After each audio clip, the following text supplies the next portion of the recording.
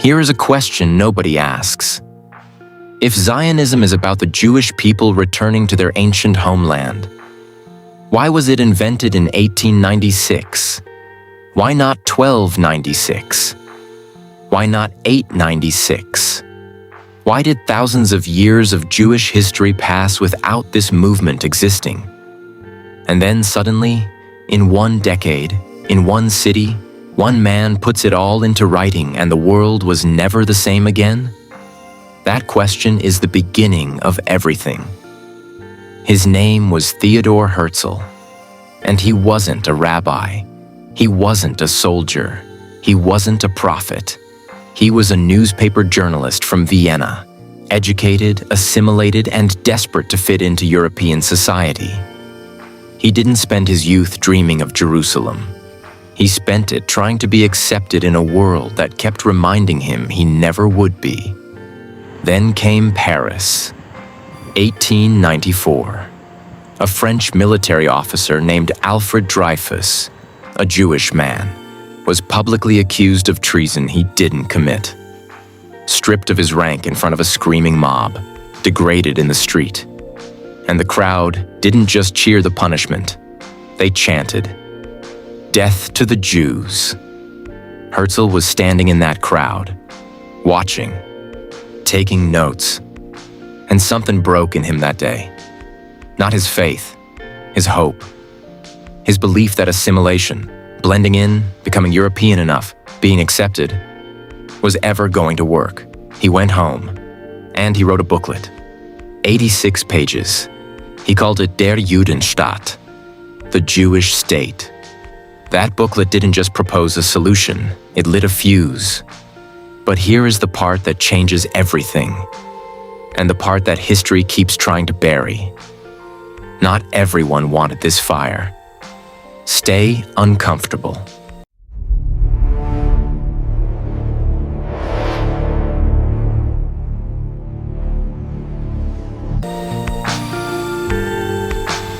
When Theodor Herzl published his booklet, he expected the Jewish world to erupt in celebration.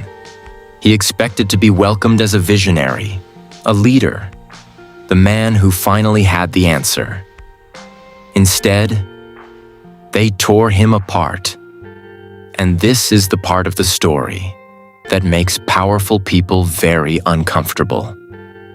Because if Zionism was truly the natural universal voice of the Jewish people, why did so many Jewish people fight against it? From the very first day. The Orthodox rabbis were the first to speak, and they didn't whisper. They called Zionism a direct violation of Jewish law, a sin. They believed that the return to the Holy Land was something only God could initiate, not a journalist from Vienna, with a printing press and a political agenda. To them, Herzl wasn't a visionary. He was a danger. Then came the assimilated Jews, the doctors, the lawyers, the professors, the ones who had spent generations building lives in Germany, France, and Britain. They looked at Herzl's plan and saw a catastrophe. They said, "If we start demanding our own separate state, we are telling every European government that we were never truly loyal citizens. We are handing our enemies the exact argument they had been waiting for." And then there were the socialist Jews, the working class. They looked at the map Herzl was pointing to and asked the most important question of all. What about the people already living there? That question was ignored in 1896. It was ignored in 1917. And the world is still paying the price for that silence today. Zionism was never the voice of all Jewish people. It was the loudest voice. And there is a difference. Stay uncomfortable. Let me ask you something. How does a fringe political idea, born in a Viennese cafe in 1896, become the most politically protected movement in the entire world in less than 50 years? That doesn't happen by accident. That happens by design. After the first Zionist Congress in Basel, Switzerland in 1897, Herzl wrote something in his private diary that should have been front-page news. He wrote, "In Basel, I founded the Jewish state. If I were to say this today, I would be met with laughter. In 5 years, perhaps, and certainly in 50, everyone will see it." He was right, almost to the exact year, but the road from that Congress in Basel to a state on the map wasn't paved with prayers. It was paved with money, political lobbying, and the most perfectly timed alliance in modern history. You already saw it in the last episode. The Balfour Declaration, 1917.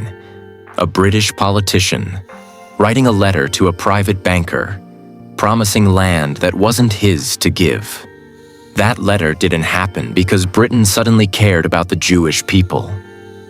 It happened because Britain was losing a world war and needed financial and political support desperately.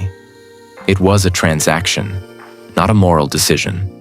And after that letter, the machine only got bigger, more organized, more untouchable. Then came 1945, the Holocaust, one of the darkest chapters in human history. 6 million lives lost.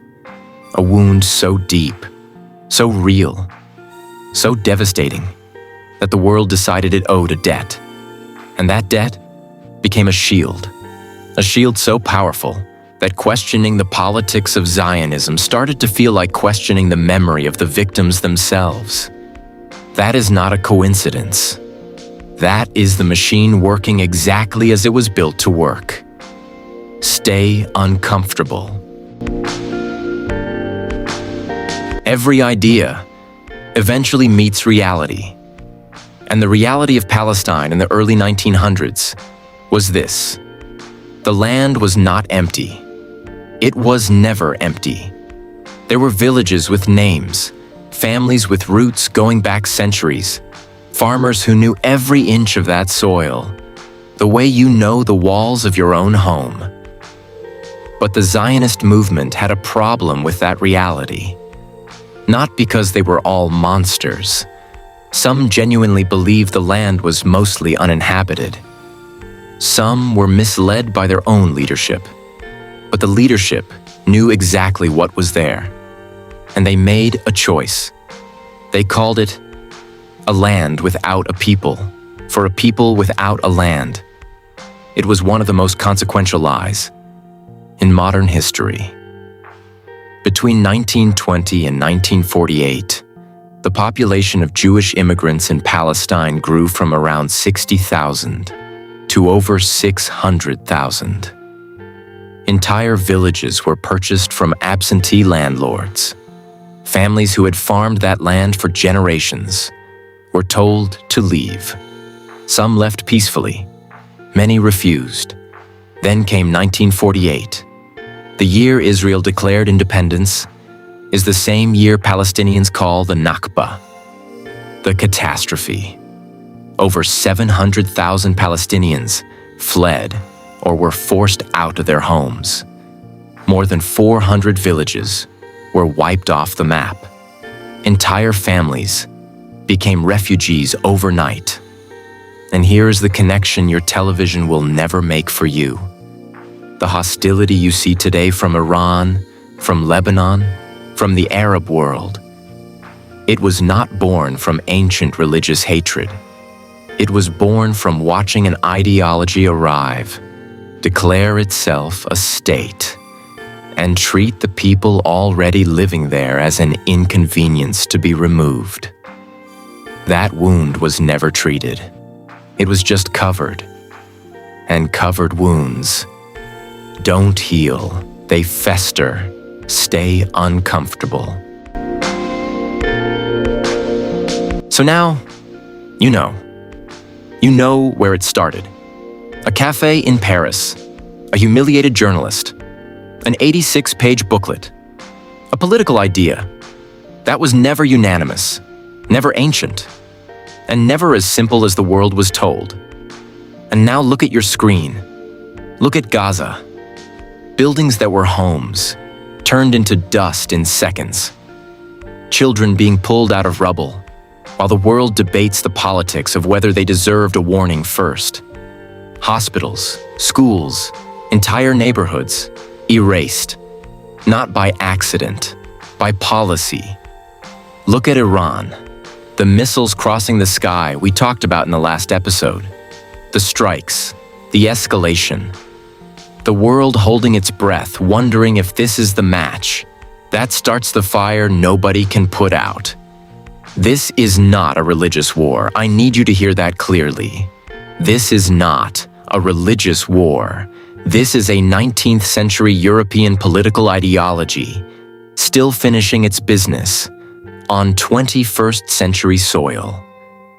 And every single day that the world calls it a religious conflict is another day the real architects of this chaos avoid accountability. The Zionists who hold power today don't just want security. The settlements expanding in the West Bank right now are not defensive. The displacement happening in East Jerusalem right now is not accidental. There is an ideology behind it.